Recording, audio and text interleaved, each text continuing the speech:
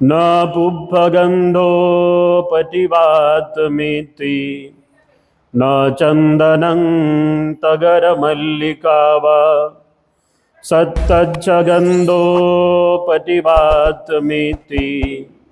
सब्बादिसा सपुरिसो पावती चन्दनं तगरं वापि उत्पलं अत्तवसिकी एतेन गन्धजातानं शीलगन्धो अनुत्तरो।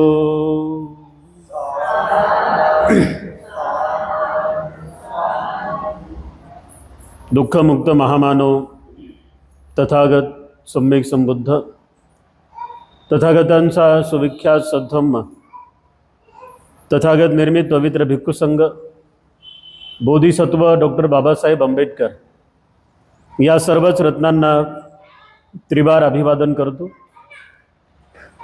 आपल्या सुरू असलेल्या सर्वोत्तम धम्म पर्वातील धम्मसंस्कारामध्ये उपस्थित मोठ्या संख्येनं उपासक आणि उपासिकांना आपण दैनंदिनीमध्ये वर्षाभास पर्वातील जो ग्रंथ बघत आहोत तो ग्रंथ म्हणजे धम्मपद कथा आणि गाथा या ग्रंथातील चौथा वर्ग आपण सुरू केलेला आहे। त्या चौथ्या वर्गातील 11वी आणि 12वी गाथा आपण आज बघणार आहोत। एकंदरीत धम्मपदातील 54 आणि 55 क्रमांकाची गाथा आपण आज बघणार आहोत। ही गाथा तथागत सम्यक संबुद्धांनी श्रावस्तीला दिलेल्या उपदेशामध्ये म्हटलेली आहे। तेव्हा या गाथेच्या स्वरूपामध्ये आलेली एक सुंदर अशी कथा आणि ती गाथा, त्या दोनही गाथा आपण आज बघण्याचा प्रयत्न करूया। आपले तथागत सम्यक संबुद्ध हे श्रावस्तीमध्ये वास्तव्याला होते। श्रावस्तीमध्ये वास्तव्याला असताना श्रावस्तीमध्ये असलेले एक आनंद स्थवीर नावाचे भिक्खू श्रावस्तीमध्ये ध्यान करू लागले। ध्यान करत असताना त्यांच्या बाजूला असलेल्या सुंदर आणि सुंदर फुलांचा सुगंध त्यांना येऊ लागला।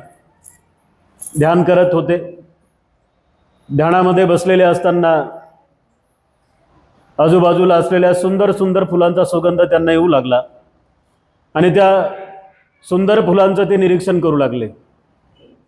ध्यान म्हणजे काय तर मनाला स्मृतीमध्ये ठेवणे, ध्यान म्हणजे काय तर मनाला इकडे तिकडे न पळू देणे म्हणजेच ध्यान करणे।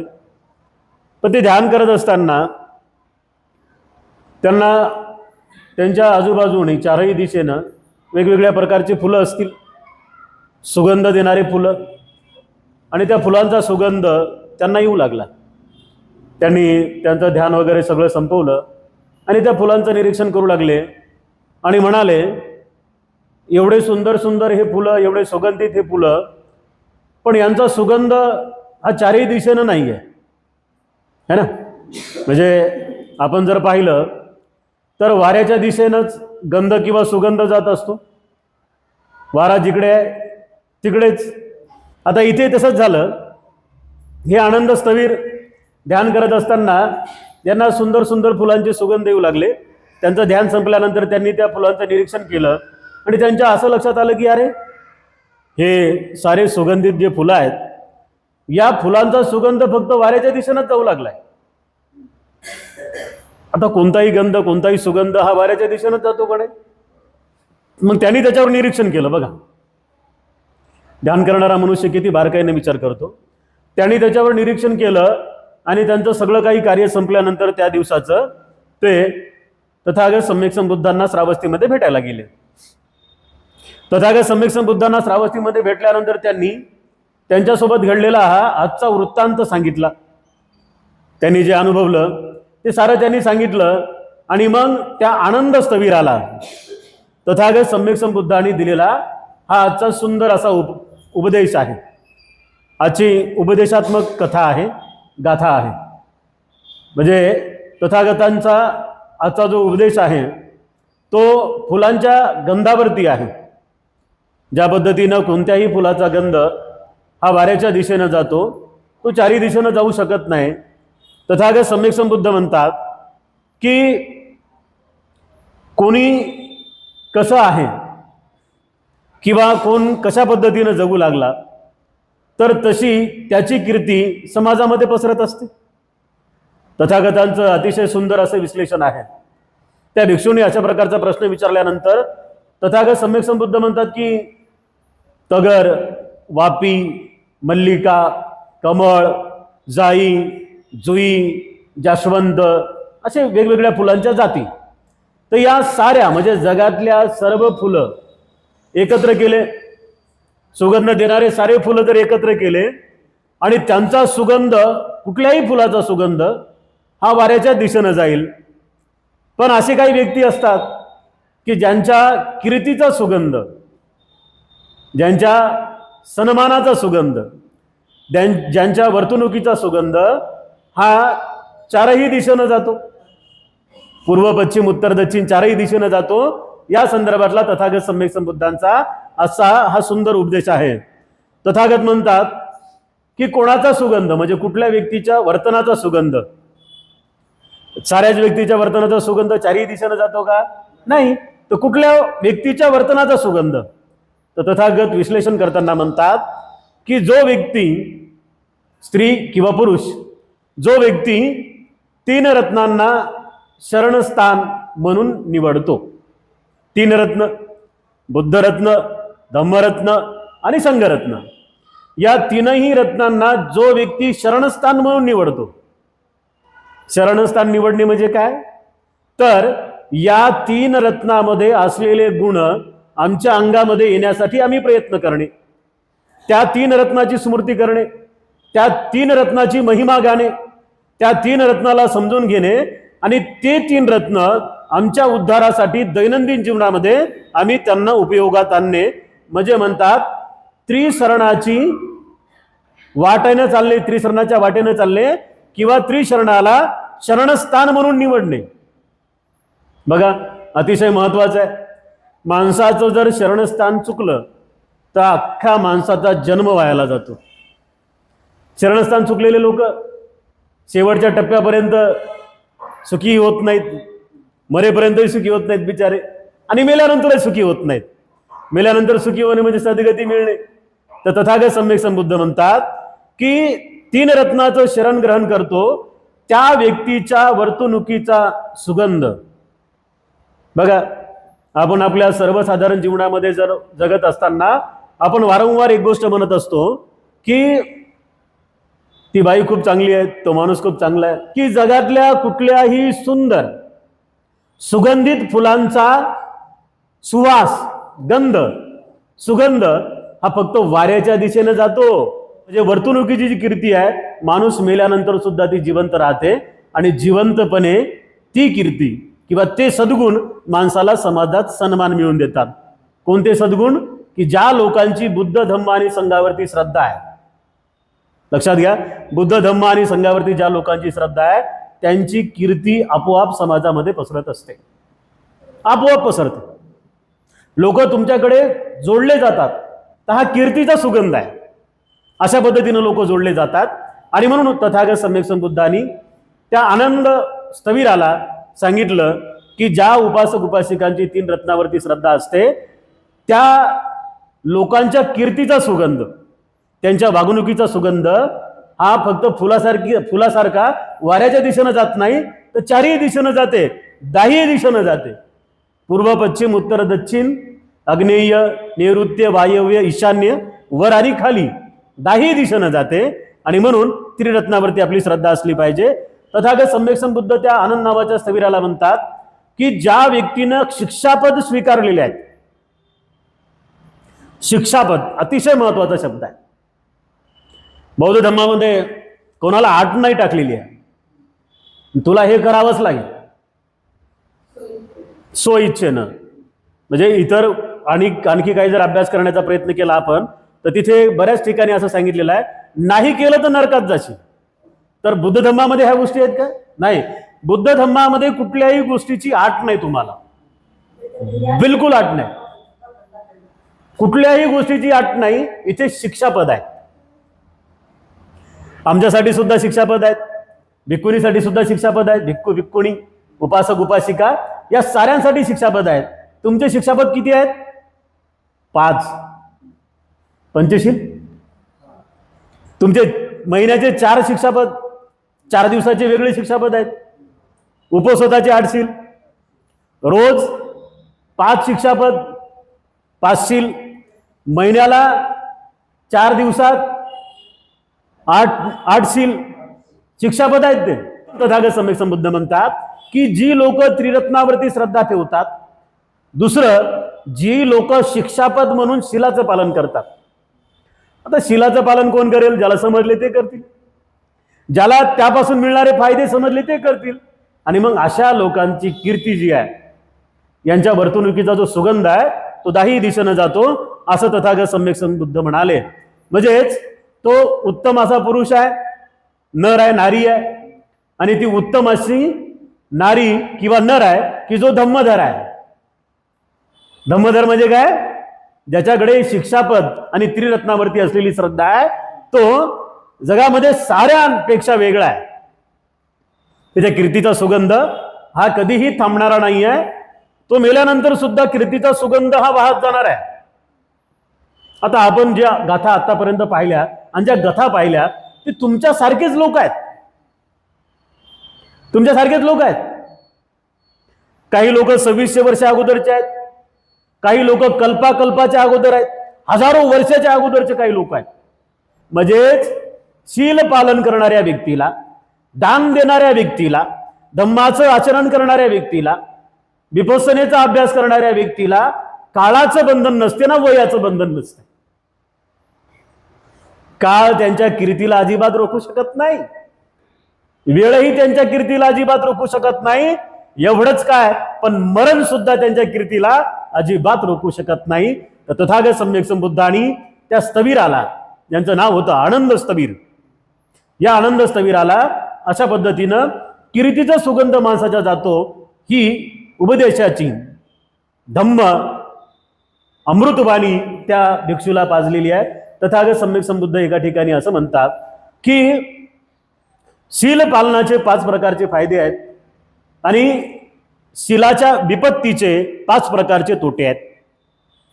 बघा, पंचशील साऱ्यांना माहिती आहे. त्याच्यामध्ये पहिला फायदा कोणता आहे? संपत्ती मिळते. फायदा कोणता आहे? संपत्ती मिळते. दुसरा फायदा आहे चांगली कीर्ती पसरते. शीलवान लोकांना लोक चांगलंच म्हणतात, वाईट म्हणत नाही. तिसरा फायदा आहे की सभेत उजाळ माथ्यानं जातो. कर नाही तो डर काय का, असं म्हणत नाही का आपण? कर नाही तो डर काय का, बोले तसे चाले त्याची वंदावी पाऊले, असं म्हणतो ना आपण. तर इथे सुद्धा जो शिलाचं पालन करतो ना, शिलाचं पालन करणारा व्यक्ती या चारही सभेमध्ये गेल्यानंतर त्याचा सन्मान वाढतो. म्हणजे तो उजाळ माथ्यानं जातो. काय काय लोक नाही का, आता नेता लोक बघा, भाषण देताना ह्या वायदे करतात मोठमोठे, हम यूं करेंगे, हम त्यों करेंगे, हम ऐसा करेंगे, हम वैसा करेंगे. आणि त्यांनी ते जर नाही 5 वर्षात केलं आणि पुन्हा जर तिथे ते भाषण द्यायला गेले तर ते असे जातात. असे जात नाहीत. त्यांना वाटते कुठून खेटर येईल काय माहित नाही, ले वायदे केले होते, आहे ना. तर म्हणजे शिलाचं पालन न करणारा माणूस उजाळ माथ्यानं जाईल का? नाही. पण शिलाचं पालन करणारा माणूस भर सभेत, कोणाची सभा असू द्या, सभा म्हणजे राजकीय सभा नाही बरं, सभा म्हणजे या 4 सभा आहेत. कोणत्या सभा? भिक्खूची सभा, भिक्खुणीची सभा, उपासकाची सभा, उपासिकेची सभा. म्हणजे धम्माला जाणणाऱ्या, मानणाऱ्या आणि धम्माचं आचरण करणाऱ्या लोकांच्या सभेमध्ये, म्हणजे यांच्या समूहामध्ये. आता ही आपली एक सभा आहे, आपली ही एक सभा आहे. असं म्हणू नका की आम्ही एवढेच लोक आहोत, पण आमच्या सभे एवढी मोठी सभा कोणतीच नाहीये. आमच्या सभे एवढी मोठी सभा कोणतीच नाही आहे, कारण प्रत्येकाच्या मनामध्ये मंगल मैत्री आहे. बघा, लय फायदे आहे त्याचे. प्रत्येकाच्या मनामध्ये मंगल मैत्री आहे आणि प्रत्येकाचं मन शांत आहे. बुद्धाची वाणी तुम्हाला ऐकायला मिळत आहे. म्हणजे अशाही सभेत शीलवान व्यक्ती जर आपल्याकडे आला कोणी तर तो ताठ मानेनं येतो, अर्थात कुठल्याही सभेमध्ये तो उजाळ माथेनं जातो. नंबर 4, तो समूढ पद्धतीने मरतो. है ना, 2 मरण असते, एक मूढपणे मरणे आणि एक असमूढ पद्धतीने मरणे. म्हणजे एक स्मृतीमध्ये मरणे आणि एक चिंतेमध्ये मरणे, अस्मृतीमध्ये मरणे. शिलाचं पालन करणारा व्यक्ती हा स्मृतीमध्ये मरतो, स्मृतीमध्ये मरतो. आपण ते उदाहरण नाही पाहिलं का? 7 वर्ष 7 महिने 7 दिवस बनते शिवली आईच्या गर्भामध्ये असतात, है ना. पण 7व्या दिवसापर्यंत, शेवटच्या 7व्या दिवसापर्यंत तिला किती त्रास होतो? खूप भयंकर त्रास होतो. मग त्या त्रासासाठी ती काय करते? बुद्धानुसत्ती, धम्मानुसत्ती, संघानुसत्ती आणि काय अनुपस्थाना करते. शीलवान होती ना. म्हणजे एक जन्म जर सोडला, बनारसची राणी होती तेव्हाचा जर जन्म सोडला, पद्मोत्तर बुद्धाच्या काळात शीलवान आहे, दानशूर आहे. विपस्सी बुद्धाच्या काळात शीलवान आहे, दानशूर आहे. भगवान बुद्धाच्या काळात, गौतम बुद्धांच्या काळात पहिल्याच प्रवचनात श्रोता पण नाही. कोलिय नगरीत शाक्यांच्या घरी बुद्ध प्रवचनाला जातात तेव्हा पहिल्याच प्रवचनात श्रोता पण नाही.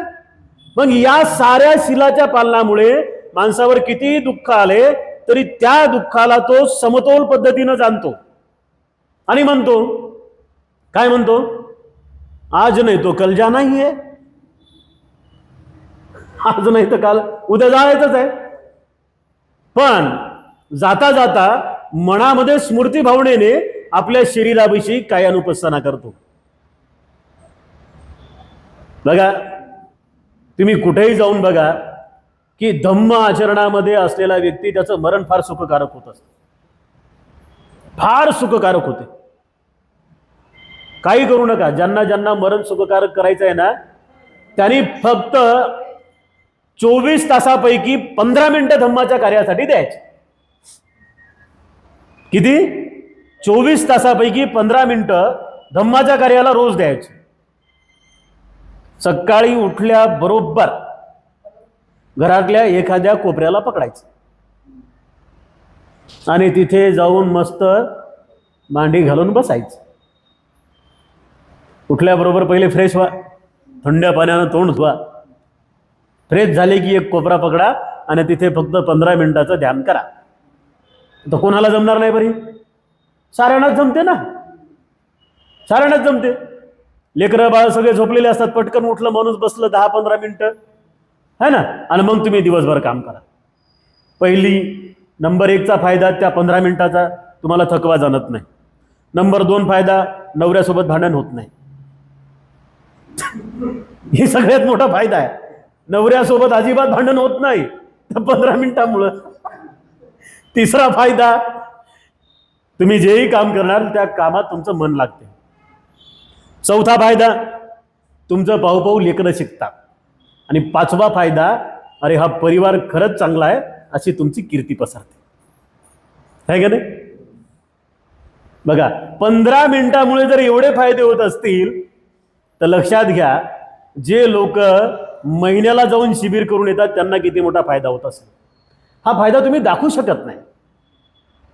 मी वारंवार तुम्हाला सांगण्याचा प्रयत्न करत असतो की काही लोक काय म्हणतात की अरे रोजच बुद्ध विहारात चालले ना, आणि काय तुमचं दुःख कमी झालं? तुमच्या घरात भांडणं आहेत ना, आमच्या घरात भांडणं आहेत, काय फायदा? तुम्ही तर रोज बुद्ध विहारात जाता तरी तुमच्या घरात भांडणं आहेत, आणि आम्ही तर कधीच जात नाही, आमच्या घरात भांडणं आहे, असं म्हणतात लोक, आहे का नाही? पण त्यांना काय माहित बिचाऱ्यांना कर्म कसे बनवू लागले. तुमचे कर्म मायमावल्यांनो खूप मोठे बनवू लागले. हे बुद्धाचा काळ सुरू आहे, याला बुद्ध शासन म्हणतात. तुम्ही आम्ही कोणाच्या शासनामध्ये जन्म घेतला माहित आहे का? तुम्ही साध्या सुध्या काळात जन्म नाही घेतला. तुम्ही तथागत सम्यक संबुद्ध, जे की 28वे बुद्ध आहेत आणि ते बी सम्यक संबुद्ध आहेत. बुद्धाच्या काळात जन्म घेणारे माणसं सारे सुखी आहेत, म्हणजेच जन्म घेणारे माणसं पुण्यवान आहेत. दुसरी महत्वाची गोष्ट, आता जे जे बुद्ध काळात जन्माला आले काही काही वाम मार्गाला लागले बिचारे, आणि काही काही चांगल्या मार्गावर आले. ज्यांनी वाम मार्ग स्वीकारला ते पुण्यकर्म कमी आहेत त्यांचे, जे चांगल्या मार्गावर आहेत त्यांचे पुण्यकर्म चांगले आहेत. त्यातल्या त्यात 3 महिने का होईना पण बुद्ध विहाराच्या सानिध्यामध्ये राहणारे उपासक उपासिका त्यांचे पुण्यकर्म यांच्यापेक्षा जास्त आहे. त्यातल्या त्यात बुद्ध विहारात प्रवचन ऐकून समजून घेणारे आणि सुखी होणारे लोक येणाऱ्यापेक्षा त्यांचे पुण्यकर्म जास्त आहेत. लक्षात आलं? हे सारं काही पुण्यकर्माच्या वर आधारित आहे. पुण्यकर्म नाहीत तर काहीच नाही. आणि आमचे पुण्यकर्म कशामुळे बनतात? तर पुण्यकर्म हे शीलाच्या पालनामुळे बनतात. आणि म्हणून तथागत सम्यक संबुद्ध म्हणतात की माणूस मरतात त्याच्या चित्ताची अवस्था अशी असते की मरताना त्याची जीभ बाहेर येत नाही, त्याचे डोळे असे वाकले जात नाहीत, त्याचे हातपाय वाकडे होत नाहीत. तो मरताना कसं मरतो? साधना करत करत मरतो, ध्यान करत करत मरतो. 2 कामं करायची आहेत. 2 कामं कोणते करायचे आहेत? झोपण्याच्या अगोदर साऱ्यांविषयी तुम्हाला मंगलमैत्री करायची आहे. साऱ्यांविषयी मंगलमैत्री कशी करायची आहे? झोपताना मी सुखी हो, माझा नवरा सुखी हो, माझे लेकरं सुखी हो, माझा बाप माझी माय माझे नातेवाईक सुखी हो, आमच्या आजूबाजूचे लोक सुखी हो, आमचा सारा समाज सुखी हो, आणि या जगातले सारे मानव प्राणी सुखी हो. बघा, तुम्ही मंगलमैत्री करून जर झोपलात ना तुम्हाला स्वप्न वाईट पडत नाही. आणि सकाळी तुम्ही फ्रेश माइंडनं उठता. आणि उठल्याबरोबर दुसरं काम आहे, घरातला कोपरा पकडायचा आणि मग 15 मिनिटं ध्यान करायचं. बघा, हे महिनाभर तुम्ही करा. तथागत सम्यक संबुद्ध शीलाच्या पालनाचे फायदे सांगताना म्हणतात की शीलाचा 5वा फायदा आहे की माणसाला सुगती मिळते. तो कधीही दुर्गतीला जात नाही, कधीही त्याची वाईट गती त्याला मिळत नाही, तर तो सुगतीला जातो. आता याच पद्धतीनं शीलनं पालन करण्याचे 5 तोटे आहेत, है ना. या भिक्षूला पडलेला प्रश्न, अनंत सवीराला पडलेला प्रश्न की वापी फुलाचा प्रकार आहे, तगर फुलाचा प्रकार आहे, कमळ फुलाचा प्रकार आहे, जुई जाईस ही फुलाचे प्रकार आहेत. हे सुगंध देणारे सारे फुलं त्यांचा सुगंध वाऱ्याच्या दिशेनं जाऊ लागला. पण कीर्तिमान व्यक्तीचा आणि शील पालन करणाऱ्या व्यक्तीचा सुगंध हा 4ही बाजूने जातो. त्या संदर्भातला तथागतांचा उद्देश आहे. तथागत म्हणतात की शीलाचं पालन न करणाऱ्या लोकांचे 5 तोटे होतात. तोटे 5 विपत्ती होतात त्यांच्या. कोणत्या? तर संपत्तीची हानी होते. सरळ साधी गोष्ट आहे. शीलाचं पालन न करणाऱ्या माणसावर कोणी विश्वास ठेवत नाही. खोटं बोलणाऱ्या माणसावर कोण विश्वास ठेवणार आहे? दुसरं म्हणजे वाईट वागणाऱ्या लोकांची कीर्ती पसरते का? नाही पसरत. चौथ म्हणजे आता खूप चांगले कार्यक्रम, आता वर्षावासाचा आपला कार्यक्रम आहे, आपण म्हणू का एखाद्या माणसाला, नाही बाबा तुम्ही रोज पिता हो, वर्षावास कार्यक्रमाचं उद्घाटन करा बरं, असं म्हणू का आपण कोणाला? वा वा किती चांगलं काम आहे, रोज पिता आणि रस्त्यानं जाता जाता सगळ्या लोकांना शिव्या देता, या तुमच्या गळ्यात हार घालतो, उद्घाटन करा कार्यक्रमाचं, असं म्हणतो का माणूस? उलट त्यांना म्हणतात की बाबा इथं चांगले लोक आहेत, जरा दुरून जाओ, आहे का नाही? म्हणजे लक्षात आलं की अशा व्यक्तीला काय होते की त्यांच्याकडे धन राहत नाही, त्यांच्या संपत्तीची हानी होते. दुसरी गोष्ट की शीलाचं पालन न करणाऱ्या माणसाची वाईट कीर्ती पसरते, त्याला कोणी चांगलं म्हणत नाही. घरातले शिव्या देतात, आजूबाजूचे शिव्या देतात, समाजातले शिव्या देतात आणि मग पोलीस दंडे देतात. म्हणजे कोणी त्याला चांगलं म्हणत नाही, वाईट कीर्ती पसरती बिचारती. सभेत घाबरून जावं लागते. कोणाची जरी सभा असली ना तर त्या सभेमध्ये त्याला घाबरून जावं लागते. तो कधीही स्मृतीमध्ये मरत नाही, कधीही स्मृतीमध्ये मरत नाही, कारण ते चालतच बरोबर नाही. रस्त्यानं वाहनं चालू आहेत इकडे तिकडे आणि हे कोणत्या वाहनाला हात दाखवत चालते आणि तशातच त्याचं मरण होते. ते स्मृती म्हणलं मरण आहे का? ते स्मृती म्हणलं नाही. बेहुशीतलं मरण आहे, अस्मृती म्हणलं मरण आहे. मग असा मेलेला माणूस कधीच सुगतीला जाणार आहे? अजिबात सुगतीला जात नाही. म्हणून बुद्धानं शिकवलं की शिलाचं पालन करणाऱ्या लोकांना 5 फायदे होतात, शिलाचं पालन न करणाऱ्या लोकांना 5 तोटे होतात. तर तो व्यक्ती अपायगतीला सुद्धा जात असतो. आणि म्हणून उपासक आणि उपासिकांनो, या शील पालनाचे फायदे आपण जाणून घेऊन आपण थोडं थोडं का होईना पण धम्माचं आचरण करणं शिकलं पाहिजे. एकदाच साऱ्यांना विशाखा बनता येईल का माय? नाही ना. एकदाच साऱ्यांना महाप्रजापती गौतमी बनता येईल का? नाही ना. हळूहळू रोज जरा जरा जरा जरा करून पाहायचं, आहे का नाही? हळूहळू करून पाहू आणि मग 1 वर्षानंतर, 2 वर्षानंतर, 3 वर्षानंतर. पण असा एक काळ येतो की लोक तुम्हाला काही म्हणो, पण तुमच्या मनाची अवस्था तुम्हाला सांगते की नाही बाई, तू खरंच महाप्रजापती गौतमी झाली, नाही बाई तू खरंच विशाखा झाली. असा काळ येतो एक मनाच्या अवस्थेतून. आणि म्हणून हा सद्धम्म आपल्या सर्वांच्या सुखाचा आहे, आपल्या सर्वांच्या मंगल्याचा आहे. आजच्या धम्म प्रवचनामध्ये अधिक आपल्याला उपदेश न देता आज आपण धम्मपदातील 54 आणि 55 क्रमांकाची गाथा पाहिलेली आहे. धम्मपद गाथा क्रमांक 54 बुद्ध म्हणतात, पुफ्फगंधो पटिवात मेती न चंदनं तगर मल्लिकावा सत्तच्च गंधो पटिवात मेती सब्बा दिस्सा सपुरीसो पवाती.